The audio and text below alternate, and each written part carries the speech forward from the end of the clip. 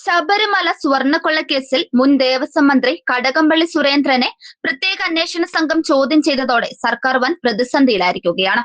തിരുവിതാംകൂർ ദേവസ്വം ബോർഡിന്റെ മുൻ അധ്യക്ഷന്മാരായ A Padmakumar, N Vasu എന്നിവരുടെ അറസ്റ്റിന് പിന്നാലെയാണ് അന്വേഷണം ഉന്നത നേതാക്കളിലേക്ക് നീങ്ങുന്നത്.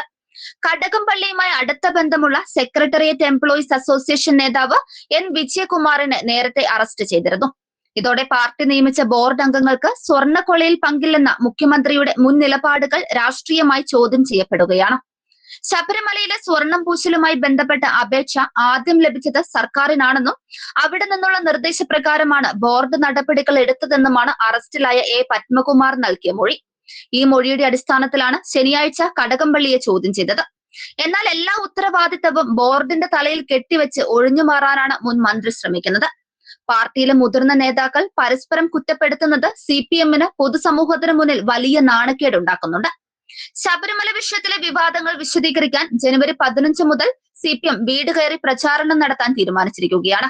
ഇതിനിടയിലാണ് നേതാക്കളുടെ ചോദ്യം ചെയ്യലും അറസ്റ്റും നടക്കുന്നത്. പത്തനംതിട്ട ജില്ലാ കമ്മിറ്റി അംഗമായ പത്മകുമാർ ജയിലിലായിട്ടും പാർട്ടി നടപടിയെടുക്കാത്തതിൽ ഘടകകക്ഷിയായ CPI പോലും അതൃപ്തി പ്രകടിപ്പിച്ചിരിക്കുകയാണ്. സ്വർണ്ണക്കൊള്ളയിൽ പങ്കുണ്ടെന്ന് പൂർണ്ണമായി തെളിഞ്ഞാലേ നടപടിയെടുക്കൂ എന്ന നിലപാടിലാണ് സംസ്ഥാന സെക്രട്ടറി MV ഗോവിന്ദനുള്ളത്. എന്നാൽ ഉന്നതരുടെ പേരുകൾ പുറത്തുവരുമെന്ന ഭയമാണ് ഈ മൗനത്തിന് പിന്നിലെന്നാണ് പ്രതിപക്ഷം ആരോപിക്കുന്നത്.